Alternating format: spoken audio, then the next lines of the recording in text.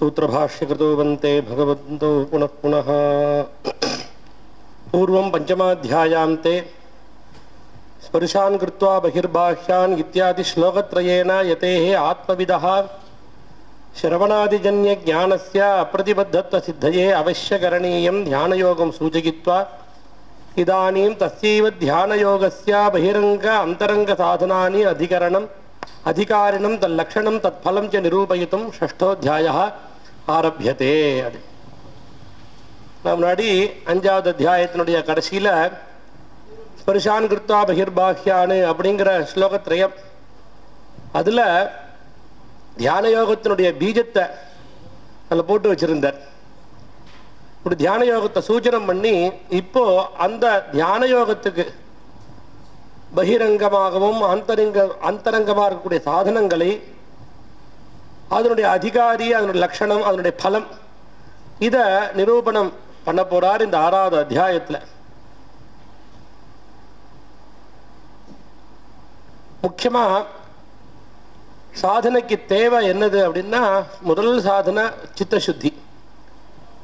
சித்தசுத்தி இருந்தாதான் சிரவணம் பிரயோஜனப்படும்.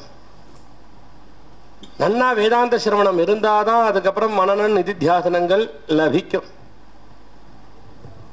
அதனால சித்தசுத்திக்கு அவசியம் கர்மாவை பண்ணி தான் ஆகணும். அத்தः முமுக்ஷோः அவசியம் வைதிகம் கர்ம நியமேன ஸ்ரத்தயா च ஈஸ்வர பக்தியா च கர்த்தவ்யம் இது சூச்சயித்தும் கர்மயோகினம் ததீய கர்மயோகம் च ஸ்தோத்தும் ஸ்ரீ பகவானுவாச்ச இத்யாரப்ய ஆத்மசம்யம யோகः. ஆரம்பிச்ச ஆத்மசம்யம யோகம் சொல்லப்படுறது. ஆத்மசம்யம யோகத்துல 47 ஸ்லோகங்கள் இருக்கு. ஒவ்வொரு ஸ்லோகத்திலையும் எதை நிரூபணம் பண்றார் அப்படிங்கிற விஷயத்த பார்ப்போம். போன அத்தியாயத்தில் பார்த்தா மாதிரி அப்படிதான் பார்க்க முடியுது. இந்த ஸ்லோகத்தில் இந்த விஷயங்களை நிரூபணம் பண்றார் அப்படிங்கிறது தான் பார்க்க முடியுது இந்த குறுகிய காலத்துல. முதல் ஸ்லோகத்துல இந்த கர்மயோகத்தை ஸ்துதி பண்ணுவதற்கோசரம் நிஷ்காம கர்மயோகியேதான் சந்நியாசி அப்படிங்கிறத முதல் ஸ்லோகத்தில் பிரதிபாதனம் பண்றார். கர்மயோகஸ்ய ஸ்துத்யர்த்தம் நிஷ்காம கர்மயோகினஹ ஏவ சந்நியாசித்வம் இது பிரதம ஸ்லோகேன நிரூபணம். இரண்டாவது ஸ்லோகத்தில் கர்மணஹ ஸ்துத்யர்த்தம் முதல் ஸ்லோகம் அனாசிரித கர்ம பலம் காரியம் கர்ம கரோதி யஹ சசன்யாசி ச யோகி ச ந நிரக்னிஹி நச்ச அக்ரியா. வெறும் அக்னியை விட்டதுனாலையோ கிரியை விட்டதுனாலையோ அவன் சன்னியாசியா ஆயிட முடியாது. நான் மனசுக்குள்ள கர்மாவை நிறையா வச்சுட்டு இருக்கான், ஆசைகளை வச்சுட்டு இருக்கான், வெளியில வேஷத்துல மாறின்றதுனாலே அவன் சன்னியாசி சொல்லிட முடியாது. யார் வாஸ்தவத்தில் சன்னியாசின்னா கிரகஸ்தனா இருந்தாலும் கூட, ஏன்னா சொல்றவரும் சன்னியாசி கிடையாது, கிருஷ்ணனும் சன்னியாசி கிடையாது, மகா கிரகஸ்தர்னே சொல்லலாம் அவரை. விஷ்ணு புஜகத்தில் சொல்லும்போது திரிலோகி கிரகஸ்தாய விஷ்ணு நமஸ்தே அப்படிங்கிற. கேட்கக்கூடிய அர்ஜுனனுக்கும் நிறைய பத்னிகள் உண்டு, நிறைய குழந்தைகள் உண்டு, அவனும் கிரகஸ்தன். இந்த உபதேசத்தை தொகுத்து கொடுத்த 7 ஸ்லோகத்தில் தொகுத்து கொடுத்த வியாசரும் கிரகஸ்தர் தான். பாஷ்யக்காரர் ஆச்சாரியால் தான் சன்னியாசி. இந்த இடத்துல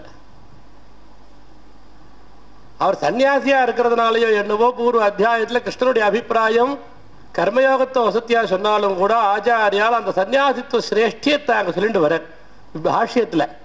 நான் கிருஷ்ணனுடைய அபிப்பிராயத்துல பார்த்தா அந்த கிரகஸ்தரா இருந்துட்டு கர்ம யோகமா பண்ணிட்டு வரதே தான் சிரேஷ்டம்னு சொல்லிடுறாருங்க. அது இங்கேயும் அதே பார்க்கலாம் அபிப்பிராயத்தை. அனாசிரித கர்மபலம் காரியம் கர்ம கரோதியா. ஏன்னா அர்ஜுனனுக்கு தேவை அதுதானே. ஆச்சாரியல் எதை வச்சுட்டு சொன்னால் அப்படின்னா அதிகாரித்துவத்தை வச்சுட்டு சொன்னார்.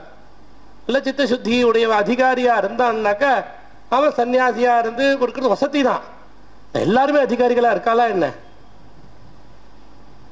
எல்லாருக்கும் அந்த அதிகாரிகளுக்கு என்ன ஒரு லட்சணம் உண்டோ அது எல்லாருக்கும் பொதுவா இருக்கா என்ன? சாமானியப்பட்ட மனுஷியாளுக்கு சொல்லணும்னா இப்படிதான் சொல்லி ஆகணும். பகவான் சொல்ற அதனால அந்த கர்மாவை ஸ்துதி பண்றதுக்கோசரம் அந்த சந்நியாச கர்ம யோகம் ரெண்டுத்துக்கும் அபின்னதாவை நிரூபணம் பண்றார். 2வது ஸ்லோகத்துல எம் சந்நியாசம் இது பிராகு யோகம் தம் வித்தி பாண்டவ நகி அசந்நியஸ்த சங்கல்பா யோகி பவதி கஷ்டன அப்படிங்கிறதுனாலே. அதே மாதிரி ஆருருக்ஷுவா இருக்கிறவன், ஆருருக்ஷு ஆரூட யோகி தரங்கத்துல கத்தியத்துல சொல்லும் பொழுது கண்ணன் நவநீத சௌரியம் பண்றான்னு சொல்லும் போது அது எப்படி இருக்குன்னால் மேல ஏறி அந்த நவநீத பாண்டத்தெல்லாம் எடுக்கிறான். அந்த கோரசத்தை அனுபவிக்க தெரியாதவாளுக்கு எப்படி அனுபவிக்கணும்னு சொல்லி கொடுக்குறானா அந்த குழந்தைகளுக்கு. அதுல வியாக்கியானத்தில் எப்படி பார்க்கலாம்னா, கோரசம்னா ஒரு அர்த்தம் அந்த தயிர் பால் வெண்ணெய் அதுக்கெல்லாம் கோரசம்னு அர்த்தம். ஒன்னொன்னு கோன்னா உபனிஷஜன்ய ஞானம். கோவிந்த சப்தத்துக்கு ஆச்சாரியா விஷ்ணு சஹஸ்ரநாம பாஷ்யத்துல சொல்லும் பொழுதே 2 தடவை கோவிந்த சப்தம் வருது. அதுல ஒரு இடத்துல சொல்லும் பொழுது உபனிஷத் கோபிஹி உபனிஷஜன்ய மகாவாக்கியைஹி விந்ததே இது கோவிந்தா அப்படின்னு தான் அர்த்தம் பண்றார். இந்த மாதிரி கோரச அந்த உபனிஷத் ரசத்தை அனுபவிக்க தெரியாதவாளுக்கு அதை ரசிக்கிறதுக்கு சொல்லி கொடுக்குறானா. அது எப்படி இருக்குன்னா, ஆரூட யோகி ஆருருக்ஷன் இவ உதாரணம் சொல்றார். ஆரூட யோகியா இருக்கிறவன் ஏறுவதற்கு முயற்சி பண்றவனை எப்படி கை தூக்கி மேலே ஏற்றி விடுவானோ அந்த மாதிரி கண்ணன் லீலையிலேயே காமிக்கிறாங்க. இங்க அதுதான் சொல்ற ஆருருட்சோஹோ கர்ம கர்த்தவியம் ஆரூடஸ்யது சந்நியாச ஏவ கர்த்தவியா அப்படிங்கிறத சொல்ற. 3வது ஸ்லோகத்துல நிரூபணம் பண்றார். ஆருருட்சோர் முனேர் யோகம் கர்ம காரணம் உச்சதே யோகாரூடஸ்ய தஸ்யைவ சமக் காரணம் உச்சதே அப்படின்னு. சமங்கிறதுக்கு 2 விதமாகவும் அர்த்தம் பண்ணுவோம். ஒரு இடத்துல சமம்னா இந்திரிய நிகிரகம்னு சொல்லுவா, ஒரு இடத்துல சமம்னா மனோ நிகிரகம்னு சொல்றார். ஆச்சாரியாலே விவேக சுடாமணியில சொல்லும் பொழுது மனோ நிகிரகத்துக்கு சமம்னு பேர் கொடுக்கிறார். அபரோக்ஷானுபூத்தில சொல்லும்போது தமத்துக்கு அந்த இந்திரிய நிகிரகத்துக்கு சமம்னு சொல்றார். ஆனா மொத்தம் மனோ நிகிரகமும் தேவை, இந்திரிய நிகிரகமும் தேவை. அதனாலதான் ஆச்சாரியால் ஒரு ஸ்லோகத்துல பிரார்த்தனை பண்ணும் பொழுது அபிநயம் அபநய விஷ்ணு தமய மனஹா, தம சப்தத்துக்கு மனசை அடக்கிறதுக்கு தமம் போட்டிருக்கார். சமய விஷய மிருக திருஷ்ணா, இந்திரியங்கள்லாம் விஷயத்துக்கு நோக்கி ஓடிட்டு போறதே அந்த இந்திரிய விஷயத்திலேருந்து என்னை கட்டுப்படுத்தி வை. சமய விஷய மிருக திருஷ்ணாம் பூததயாம் விஸ்தாரய தாரய சம்சார சாகரதா. பிரார்த்தனை ஷட்பதி ஸ்தோத்திரம் ஆச்சாரியாலோடு குழந்தைகளுக்கு சொல்லிக் கொடுக்குற மாதிரியான ஸ்லோகங்கள் இதெல்லாம். இப்படி சமம் காரணமா இருக்கு யோகாரூடனுக்கு. அடுத்தது 4வது ஸ்லோகத்துல யோகாரூடனுடைய லட்சணத்தை நிரூபணம் பண்றார்.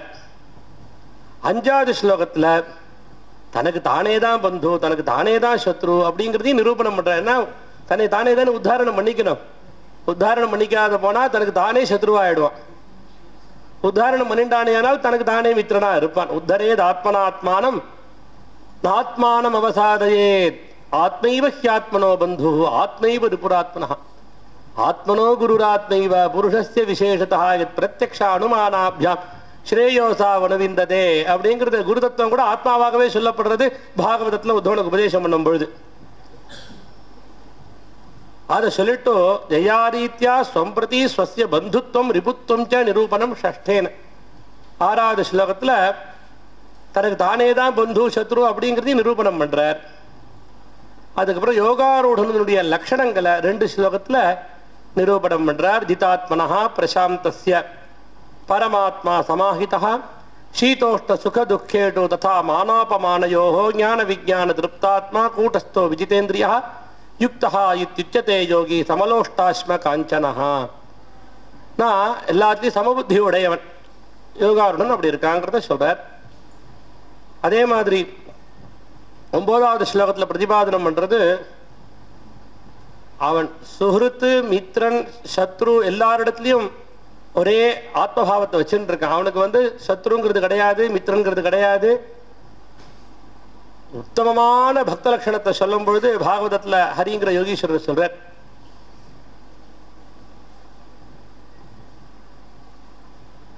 பூதே அத பட்டத்திரி சொல்லும் போது சொல்றா, அந்த நாராயண ஸ்லோகம் ஞாபகம் வருது. இப்ப பூதேஷ்வேஷு த்வதைக்ய ஸ்மிருதி சமதிகதோ நாதிகாரோ துனாச்சேத் त्वत्प्रेम त्वत्कमैत्री जडमतिषु कृपा द्वित्सुभूयादुपेक्षा अर्चायां वा समर्चा कुतुकमुरुदर श्रद्धया वर्धताम्ने त्वत्संसेवी तथापि द्रुतमुपलभते भक्तलोकोत्तमत्वம் அப்படிங்கறத சொல்லும்போது சர்வபூத சமசாந்தஹ சவை பாகவதோத்தமஹ அப்படிலாம் சொல்லிட்டு வர சர்வபூதேடு எப்ப ஞாபகம் வந்துருது சர்வபூதேடு எப்பஷ்யேதி பகவத் பாவம் ஆத்மனஹ பூதானி பகவதி ஆத்மனி ஏஷ பாகவதோத்தமஹ அவனுக்கு சத்ரு மித்ரன் இதெல்லாம் யாரும் கிடையாது சத்ரு மித்ர பாவத்துல இருக்கா அடா சத்ருன்னு தெரியறது அவனிடத்துல உபேக்ஷா புத்தி இது யாருன்னால் மத்தியம பக்தனுடைய லட்சணம் प्रेम मैत्री कृपा उपेक्षा भगवती प्रेम ईश्वरे तदधीनेषु मैत्री ईश्वरे तदधीनेषु बालिशेषु कृपा द्विषत्सु उपेक्षा मध्यम भक्तனுடைய லட்சணத்தை சொல்லும்போது சொல்றார் ஆனா இங்க உத்தம பக்தன யோகாரூடனுடைய லட்சணத்தை சொல்றதுனாலே அவன் எப்படி இருக்கான்னா இந்த வேற்றுமையே இல்லை அவன் நல்லவன் கெட்டவன் இவன் வேணுங்கிறவன் வேண்டாதவன் அப்படிங்கிறதுலாம் கிடையாது அதுக்கப்புறம் சமாதிம் குருவதா ததங்கானாம் சூஜனம் தசமேன 10வது ஸ்லோகத்துல சமாதி அனுபவிக்கிறவாளுக்கு அதனுடைய அங்கங்கள் என்னங்கிறத சொல்லிட்டு வரார் பிராணாயாமம் பிரத்யாகாரம் தாரணா தியானம் சமாதி இல்லையோ இந்த அஷ்டாங்க யோகத்தை தான் கிட்டத்தட்ட சுருக்கமா சொல்லிட்டு வராருங்க ஆசனம் எப்படி உட்காந்துக்கணும் அப்புறம் பிராணாயாமத்தினாலே பிராண ஜெயம் பிரத்யாகாரத்தினால இந்திரிய நிகிரகங்கள் இதெல்லாம் சொல்லிட்டு அப்புறம் தியானம் எப்படி தியானம் பண்றது ஸ்வநாசாகிராவலோகனா இப்படி தியானத்தினாலே மனதை ஏகாகிரப்படுத்திக்கிறது இந்த விஷயத்தை 14வது ஸ்லோக பரியந்தம் சொல்லிட்டு வரார் பகவான் அதுக்கப்புறம் 15வது ஸ்லோகத்துல சமாதியில இருக்கிறவனுக்கு அந்த பிரம்மவித்துக்கு அவனுடைய நிலை எப்படி இருக்கு அப்படிங்கிறத நிரூபணம் பண்றார் இஞ்சன்னேவம் சதாத்மானம் யோகி நியதமானதா சாந்திம் நிர்வாண பரமாம் மத் சம்ஸ்தாம் அதிகச்சதி இதே பாகவதத்துல சொல்லும்போது தேகம் ச தம் ந ஜரமஹா சிதமுத்திதம் வா சித்தோ ந பஷ்யதி யதோ அத்யகமத் ஸ்வரூபம் தெய்வாதுபேதம் அத தெய்வவசாதுபேதம் வாசோ யதா பரிகிருதம் மதிராமதந்தா அப்படின்னு देहो हि कर्मवचकः खलु कर्म यावत् स्वारंभकं प्रति समीक्षत एव सासुः तं सप्रपञ्चमधिरूढ समाधियोगः स्वाप्नं पुनर्न भजते प्रतिबुद्धवस्तुः எப்படி எழுந்தவன் மறுபடியும் கனவை சொப்பனத்தை நினைச்சிட்டு சிந்தனை பண்ண மாட்டானோ அந்த மாதிரி திருப்பியும் இருக்கிறத நினைச்சிட்டு பின்னாடி துக்கப்பட்டதெல்லாம் நினைச்சிட்டு கஷ்டப்பட்டு இருக்க மாட்டான் எப்படி சொல்லிட்டு அதுக்கப்புறம் ஆகாராதி நியமங்கள் ரொம்ப முக்கியம் ஆகாராதி நியமம் இல்லாதவனுக்கு யோகம் சித்திக்கவே சித்திக்காது அப்படிங்கிறத நிரூபணம் பண்றார் 16வது ஸ்லோகத்துல நாஸ்தியஸ்னதஸ்து யோகோஸ்தி நஜைகாந்தம் அனஸ்னதஹ நஜாதி ஸ்வப்னசீலஸ்ய ஜாகிரதோ நைவசார்ஜுன ஒரேடியா சாப்பிட்டாலும் யோகம் சித்திக்காது சாப்பிடாத போனாலும் சும்மா உட்காந்துன்றதாலும் அப்பயும் அவனுக்கு யோகம் சித்திக்காது அதே மாதிரி ஒரேடியா தூங்கவும் கூடாது தூங்காமையும் இருக்க முடியாது எல்லா யுக்தாஹார விஹாரஸ்ய யுக்த சேஷ்டஸ்ய கர்மசு எல்லாம் அளவோட இருக்கணும் இன்னொரு விஷயம் எங்கே தெரிஞ்சுக்கிறதுக்கு இருக்கு ஆகாரம் விஹாரம்னாலே இது வாயில போட்டுக்கிறது மாத்திரம் இல்லை இந்த நாத்தியஸ்னதஸ்து முதல் ஸ்லோகத்தை சொல்லிட்டார் ஆகாரம்னா வாயில போட்டுக்கிறது மாத்திரம் இல்லை இந்திரியங்கள்னால கிரகிக்கக்கூடிய விஷயங்கள் எல்லாமே ஆகாரம் தான் ஆஹ்ரியம் தே இத்தியாகாரா இல்லையா கண்ணால கிரகிக்கிறது காதால கிரகிக்கிறது மூக்கால கிரகிக்கிறது எல்லாமே ஆகாரம் தான் எல்லா விஷயத்திலையும் ஜாகிரதையா இருக்கணும் நான் பாகவதத்துல 24 குரு அவதூதரை சொல்லும் பொழுது தனித்தனியா விஸ்தாரமா எடுத்து சொல்லிட்டு வந்தார் 24 பேர் அதுல நடுப்புற பதங்கா மதுகிருத் கஜா மதுஹா ஹரிணோ மீனா இந்த 5 இந்திரியங்களுக்கு அடிமையா இடப்படாதுங்கிறதுக்கு இந்த 5 விஷயங்கள் இது ஆச்சாரியால் விவேக சூடாமணியில ஒரே ஸ்லோகத்தை சொன்னால் ஒவ்வொரு இந்திரியம் பலமா இருக்கிறதுனாலே அந்த இந்திரியங்களுக்கு அடிமையா போய் அந்த ஜீவன் உயிரை இழக்கிறது தன்னை இழக்கிறது 5 இந்திரியமும் பலமா இருக்கக்கூடியதான மனுஷனை பத்தி கேட்கணுமா என்ன ஜாகிரதையா இருக்க வேண்டாமா சப்தாதிபிஹி பஞ்சபிரேவ பஞ்ச பஞ்சத்வமாபுஹு ஸ்வகுணேன பத்தாஹ குரங்க மாதங்க பதங்க மீன பிருங்கா நரஹ பஞ்சபிரஞ்சிதக்கியம் கண்ணுக்கு அடிமை விட்டில் பூச்சி, குரங்கம் காதுக்கு அடிமை. பாகவதத்தில் சொல்லும்போது சொல்றார், ரிஷிசங்கரே அதுக்கு அடிமையா போய் குடும்பியா போயிட்டார். ரிஷிசங்கோ மிருகி சுத்தகா அப்படிங்கிற, ஏன்னா மானுக்கு பிறந்தாரோ இல்லையோ அந்த வாசனையா. அது சொல்லிட்டு சொல்றார், சங்கீதம் கேட்கலாம், சினிமா பாட்டுகள்லாம் கேட்கக்கூடாது. கிராமிய கீதம்னு சிறுணுயாது எதிர் வனஜர குஜித்து, இதை நான் கீத மோகிதாத்து ஹரிநாத் சிக்ஷேத்த அப்படிங்கிறது. அதனால காதுக்கு அடிமை அந்த மான், அதுக்கு அடிமை போய் தன்னை இழக்கிறது. அதனால காதால கிரகிக்கிற விட ரொம்ப ஜாகிரதையா இருக்கணும், யோகத்திலிருந்து கீழே தள்ளிடும். அதே மாதிரி மாதங்கம் யானை ஸ்பர்சத்துக்கு அடிமை. ஆண் யானையை தன் வசம் வச்சுக்கணும்னா பெண் யானையை காமிச்சு ஏமாத்தி அதை எடுத்துட்டுருவான், ஸ்பர்சத்துக்கு அடிமையா ஆயிடுறது. நல்ல யோகியா இருக்கிறவன், நல்ல சாதகனா இருக்கிறவன் ஸ்பர்சத்துக்கு அடிமையாயிடக்கூடாது. பதாபி யுவதியும், சன்னியாசியா இருக்கிறவன் காலால கூட மரத்தினால பண்ணப்பட்ட ஸ்ரீபொம்மையை கூட தொடக்கூடாதுன்ற, ஸ்பர்சத்துக்கு அடிமையாயிடக்கூடாது, ஜாகிரதையா இருக்கணும். அதான் அது எல்லாமே யுக்தம் தானே, அந்த ஆகார விஷயத்துல யுக்தமா இருக்கிறது. அதே மாதிரி குரங்க, மாதங்க, பதங்க, விட்டில் பூச்சி கண்ணுக்கு அடிமை. அந்த ஸ்திரீகளை பார்த்தோ இல்ல ஆபரணங்களை பார்த்தோ இல்ல வஸ்திராதிகளை பார்த்தோ ஏமாந்து போயிடாத. நான் எப்பொழுதும் பாகவதம் சொல்லும் போது சொல்றது உண்டு, கொஞ்ச நாளைக்கு முன்னாடி வரைக்கும் 25 வருஷம் முன்னாடி வரைக்கும் யாராவது வீடு துடைக்கிற துணியை பணம் கொடுத்து வாங்கியிருப்பாளோ, ஏதோ உபயோகப்படுத்தினதே கிழிஞ்சிருக்கும், அதை வச்சு தொடச்சின்னு போயிட்டு இருந்தா. இப்ப வீட்டை துடைக்கிற துணி கொண்டு பணம் கொடுத்து வாங்கி கடைசியில் என்ன லாபம்? வியாதி வந்ததுதான் லாபம் இல்லையா? அதுக்கெல்லாம் அது காரணம் என்ன? கண்ணால பார்த்து அட்வர்டைஸ்மெண்ட்டை பார்த்து இதெல்லாம உங்களால வாழ முடியாதுன்னு 100 தடவை அவன் சொன்னதும் நம்மளால வாழ முடியாது பிறகு நம்மளுக்குள்ள அந்த மாதிரி வந்துடுது. எல்லாம் கண்ணால பார்த்து ஏமாந்து போறோம். இப்ப எல்லார் கையிலயும் வேற மொபைல் வந்துடுத்தா எல்லாம் கண்ணுக்கு அடிமை வேற இல்லையா?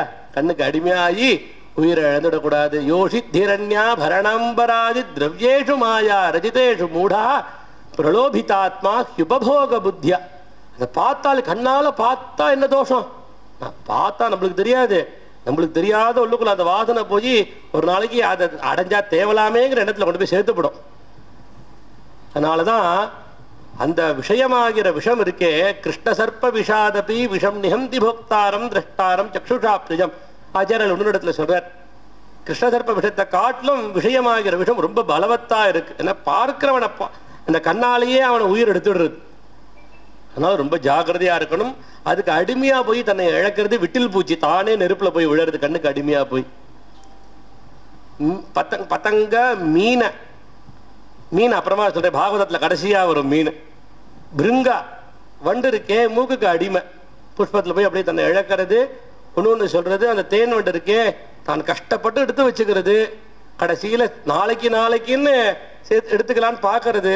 அப்படி சேர்த்து வச்சுக்க கண்ணுக்கு முன்னாடியே எடுத்துட்டு போறதை பார்க்கிறோம் இல்லையா?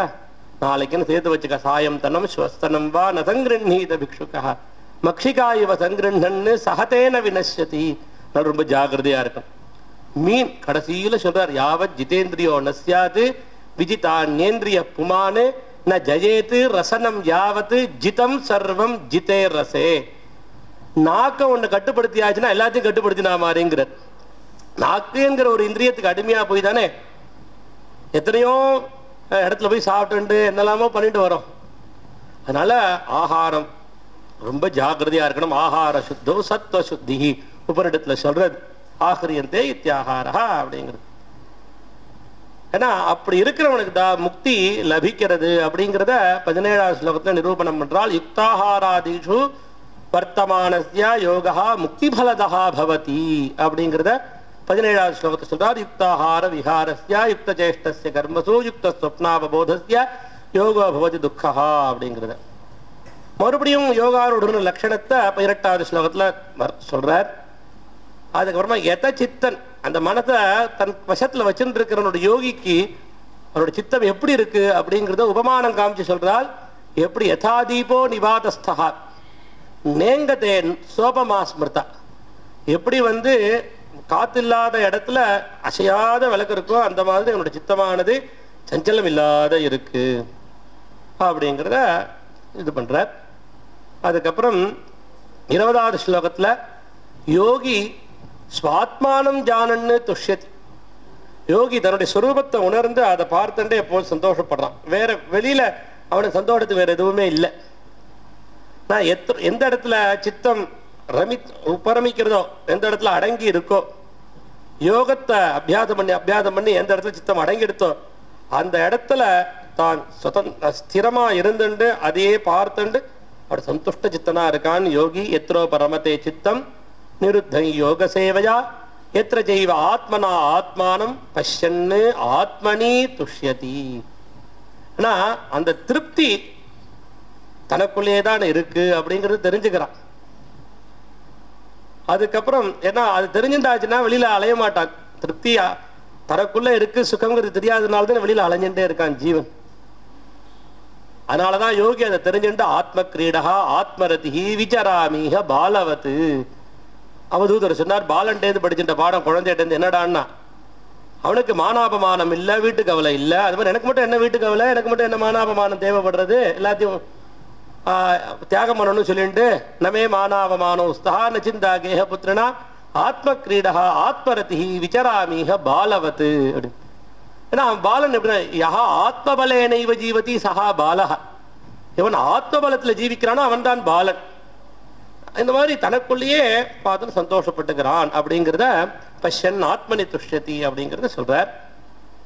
அதுக்கப்புறம் யோகி சுவாத்மானந்தத்திலேருந்து ஒரு பொழுதும் சலிக்கிறதே கிடையாது அப்படிங்கிறத 21வது ஸ்லோகத்துல நிரூபணம் பண்றார். சுகம் ஆத்தியந்திகம் எத்தது புத்தி கிராஹ்யம் அதீந்திரியம் வேத்தி எத்திர நச்சைவாயம் ஸ்திதச்சலதி தத்வதா ஸ்திதா ந சலதி. அங்கே இருக்கான், சலிக்கிறது இல்லை வாஸ்தவத்துல.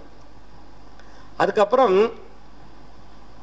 அந்த பிரம்மவித்தா இருக்கிறவன் எவ்வளவு பெரிய துக்கம் அவனை பாதிச்சாலும் அதுல அவன் விழறதே கிடையாது. எம் லப்த்வா சாபரம் லாபம் மன்யதே நாதிகம் ததா யஸ்மின் ஸ்திதோ ந துக்கேன குருநாபி துக்கேன விசால்யதே ந விசால்யதே. அவன் பெரிய துக்கம் அவனை தாக்கினாலும் கூட சலிக்கிறது கிடையாது.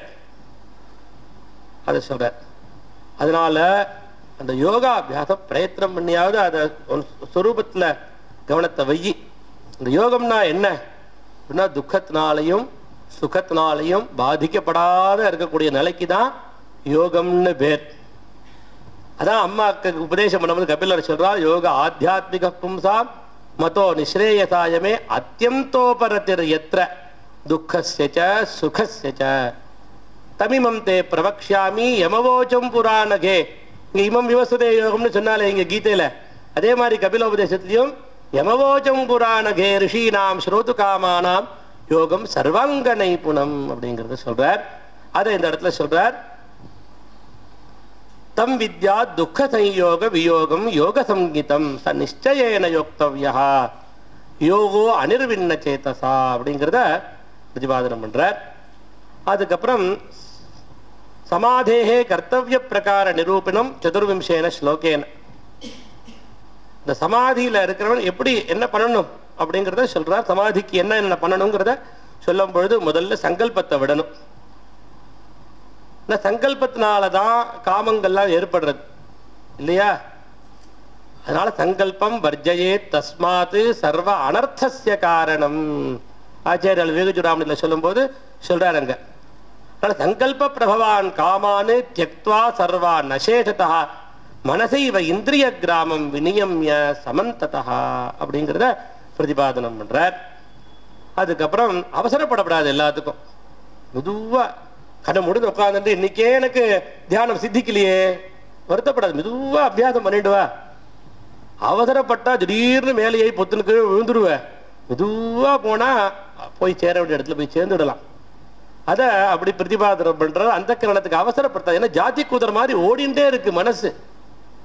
இந்த ஜாதி குதிரையை திருப்பணும்னா தப்பா நேரக ஓடி எடுத்து வலது பக்கம் திரும்புறதுக்கு பதிலாக நேரக போயிடுத்துன்னா அந்த நல்ல சாரத்தை என்ன பண்ணுவான், அதில் ஷொட்டு கொடுத்து அதை திருப்திப்படுத்தி மெதுவா திருப்புவான் இல்லையா? அந்த மாதிரி இந்திரியங்களும் மனசும் ஜாதி குதிரை மாதிரி ஓடிண்டே இருக்கு. அதை நீ வேகமா திருப்பிட முடியாது, மெதுவா தான் திருப்பணும் அதை. அதனால அவசரப்படாத. சனை சனை உபரமேத்து புத்தியா திருதி கிரகீதையா ஆத்மசம்ஸ்தம் மனக்கிருத்வா நகிஞ்சிதபி சிந்தை. மெதுவா அப்பப்போ கொஞ்சம் கொஞ்சமா உள்ளுக்குள்ள மனசை சுரூபத்துல நிறுத்தி வேற எதையும் சிந்தனை பண்ணாம இருக்கிறதுக்கு அபியாசம் பண்ணிடுவா மெதுவா அப்படிங்கிறத சொல்றார். அதுக்கப்புறம் பிரசாந்த மனசா பிராமம் சுகம் ஆவிர்பவதி இது நிரூபணம். பிரசாந்த சித்தனுக்கு தான் அந்த பிராம சுகம் கிடைக்கிறது அப்படிங்கிறத நிரூபணம் பண்றார் 27வது ஸ்லோகத்துல. பிரசாந்த மனசம் ஹேனம் யோகினம் சுகமுத்தமம் உபைதி சாந்த ரஜசம் பிரம்மபூதம் அகல்மஷம் அப்படிங்கிறத. அதே மாதிரி யோகியா இருக்கிறவன் அக்ஷயமான சுகத்தை அடையறான் அப்படிங்கிறத 28வது ஸ்லோகத்துல பிரதிபாதனம் பண்றால். இஞ்சன்னேவம் சதாத்மானம் யோகி விகத கல்மடா சுகேன பிரம்ம சமஸ்பர்ஷம் அத்தியந்தம் சுகமஸ்னுதே அப்படிங்கிறத. அதே மாதிரி யோகயுக்தனா இருக்கிறவன் எல்லாம் ஆத்மாவாகவே பார்க்கிறான் அப்படிங்கிறத 29வது ஸ்லோகத்துல பிரதிபாதனம் பண்றால். சர்வபூதஸ்தம் ஆத்மானம் சர்வபூதானி ச ஆத்மனி ஈக்ஷதே யோகயுக்தாத்மா சர்வத்திர சமதர்சனஹா அப்படிங்கிற ஸ்லோகத்தினாலே. அதுக்கப்புறம் 30வது ஸ்லோகத்துல சர்வாத்ம தரிசனத்தினுடைய பலம் அத சொல்றார். 30வது ஸ்லோகத்துல யோமாம் பஷ்யதி சர்வத்திர சர்வம் ச மயி பஷ்யதி தஸ்யாஹம் ந பிரணஷ்யாமி சச்சமே ந பிரணஷ்யதி அப்படிங்கிறத. அதே மாதிரி பிராரப்தத்தை அனுசரிச்சுட்டு இருந்தாலும் கூட வித்வானா இருக்கிறவன் அவன் வித்வானா இருந்தாச்சுன்னா முக்தி அடைஞ்சிடறான். வித்வான்னா ஆத்மாவை தெரிஞ்சின்றவன். பிராரப்தம் அவனை எங்க நிறுத்தி வைக்கட்டும். ஆனா அவன் ஆத்மாவை உணர்ந்தவனுக்கு எந்த பிராரப்தமே முதல்ல அவனை தொடவே தொடாது. சாதாரணமா சொல்லுவான் ஆகாமி சஞ்சிதம் பிராரப்தம்ங்கிற 3 கர்மா. ஆகாமியை நிறுத்திடலாம், சஞ்சிதத்தையும் விடாத பண்ணிவிடலாம். ஆனாக்க பிராரப்தத்தை மாத்திரம் அனுபவிச்சே தீரணும்னு பிரதிபாதனம் பண்ணுவார். ஆனா ஆச்சாரியால் சொல்றார்கள் பிராரப்தம் எதை தாக்குறது? சரீரத்தை தானே தாக்குறது, அந்த சரீர அபிமானத்தை தானே தாக்குறது. அந்த அபிமானமே அந்த யோகியை விட்டு அந்த வித்வானை விட்டு போயிடுத்துன்னா அந்த லட்சியம் அந்த இடத்துல இல்லைன்னாக்க அப்புறம் எங்க அவனை பாதிக்க போறது அது? அதனால பிராரப்தமும் அவனை விட்டு போயிடுறது. கர்ம தியாக அந்த 4வது அத்தியாயத்துல கடைசியில சொன்னாலே பிராரப்த கர்மமும் அவனை விட்டு போயிடுறது அப்படிங்கிறத சொல்லிட்டு ஞானி சர்வத்திர ஆத்ம புத்தியா கஸ்யாபி விக்ஷேபம் ந கரோதி. நான் எதுலையுமே விக்ஷேபத்தை அவன் அடையிறதே இல்லை அப்படிங்கிறத சொன்னால். அதுக்கப்புறம் அர்ஜுனன் கேள்வி கேட்கிறான், மனசை கட்டுப்படுத்துறது ரொம்ப கஷ்டம் போல இருக்கே, அதுக்கு என்ன சாதனை பண்ணணும், சாதனை தெரியலையேங்கிறது கேள்வி 33வது ஸ்லோகத்துல. 34வது ஸ்லோகத்துல சஞ்சலமா இருக்கக்கூடியது மனசு, அதை நிகிரகம் பண்றது கடினம், அதை எப்படி பண்றது அப்படிங்கிறத கேட்கிறான் அர்ஜுனன். அதுக்கு பகவான் மனதை நிகிரகம் பண்றதுக்கு சாதனைய சொல்றால் 35வது ஸ்லோகத்துல. மனதை கட்டுப்படுத்தாத போனாக்க அந்த ஞான யோகங்கிறது ரொம்ப கடினமா இருக்கும் அப்படிங்கிறத 36வது ஸ்லோகத்துல பிரதிபாதனம் பண்றார். அசம்யதாத்மா அசம்யதாத்மனா யோகோ துஷ்பிராபகிதி மே மதிஹி வஷ்யாத்மனா யததா சக்யோ வாப்தும் உபாயதா. அதுக்கப்புறம் யோக பிரஷ்டனுடைய கதி என்ன அப்படிங்கிறத 37வது ஸ்லோகத்துல கேட்கிறார். யோக பிரஷ்டன் நாசமா ஆயிடுவாடா, பெரிய யோகம் அபியாசம் பண்ணிட்டான், திடீர்னு அவனுடைய ஆயுஷ் காலம் முடிஞ்சு போயிடுது, அப்ப அவனுடைய நிலை என்ன ஆகும்? இத 3 ஸ்லோகத்துல கேட்கிறான். சம்சயம், சந்தேகம். ஏன்னா அவனுக்கு கவலையா இருக்கு. கொஞ்ச நேரம் நான் இந்த ஜென்மால வேதாந்த சிரவணம்லாம் பண்ணினேன், கொஞ்சம் தூரம் மேல வந்துட்டேன், ஜென்மா கீழே விழுந்துடுத்து, அடுத்த ஜென்மால திருப்பி ஏபிசிடில இருந்து ஆரம்பிக்கணுமான்னு கவலை வந்துடுத்து அர்ஜுனனுக்கு. அப்பதான் பகவான் சொன்னால், அந்த மாதிரி ஒரு பொழுதும் நான் பண்ணிட மாட்டேன்டா, நல்ல காரியம் பண்றவன் ஒரு பொழுதும் கீழே விழமாட்டான் அப்படிங்கிறத சொல்றால். 40வது ஸ்லோகத்துல யோக பிரஷ்டஸ்ய நாசா நாஸ்தி அப்படிங்கிறத சொல்றார். நஹி கல்யாணகிருத் கஷ்டித்து துர்கதிம் தாத கச்சதி அப்படி. அதுக்கப்புறம் அவன் புண்ணியமான லோகங்கள்லாம் அடைஞ்சாலும் கூட நல்ல சுச்சீனாம் ஸ்ரீமதாம் கேஹே யோக பிரஷ்டோபிஜாயகதே அதுவா யோகினாமேவ குலே, அவனுக்கு நல்ல தகுதி இருக்குமே, ஆனால் விரக்தனா இருக்கக்கூடிய அந்த யோகிகளுடைய குலத்திலேயே அவனுக்கு ஜனனம் ஏற்படும், இது ரொம்ப துர்லபம் அப்படிங்கிறத சொல்லி, நான் கிரகஸ்தாளுடைய குலத்திலையும் பிறக்கலாம், ஞானிகளுடைய குலத்திலையும் பிறக்கலாம், ஏன்னா அவ குலம் எப்படி இருக்கும்னா நல்ல யோகிகளுடைய குலமா இருக்கும் அது அப்படிங்கிறத சொல்லி, ஏன்னா ஞானியினுடைய குலத்துல அவன் பிறந்தானேயானால் அந்த வம்சத்துல அந்த பீஜம் இருக்கிறதுனாலேயே திருப்பி அவனுக்கு ஞானத்தை எத்தனை பண்ணிட்டு வருவான். பூர்வ ஜென்மாவில் அவன் 40% அவன் எத்தனை பண்ணியிருக்கான்னா, இந்த ஜென்மாவில் அவன் சாதனை ஆரம்பிச்சாச்சுன்னா அந்த 40% முன்னாடி நிற்கும். ஏன்னா கஜேந்திர மோட்சத்திலே அது பார்க்கலாம். அவன் கொஞ்சம் எத்தனை பண்ணினால் உடனே அந்த ஸ்துதி அவனுக்கு உபனிஷத் வாயில வருது. அந்த மாதிரி அந்த ஏதோ ஒரு விதத்துல பகவான் அனுகிரகம் பண்றார். இப்படிலாம் சொல்லி கடைசியில எல்லாத்துக்கும் மேல பகவானை பஜிக்கிறவன், பஜனம் பண்ணிட்டு எதுலயும் பலேச்சை இல்லாத இருக்கிறவன் அவனே உயர்வானவன் அப்படிங்கிறத சொல்லி, யோகினாமபி சர்வேஷாம் மத்கதேனாந்தராத்மனா ஸ்ரத்தாவான் பஜதே யோமாம் சமே யுக்த தமோ மதா அப்படிங்கிறத. அந்த இதுல இருக்கிறது என்ன வேணும்? முதல்ல ஸ்ரத்த தான் ரொம்ப வேணும்.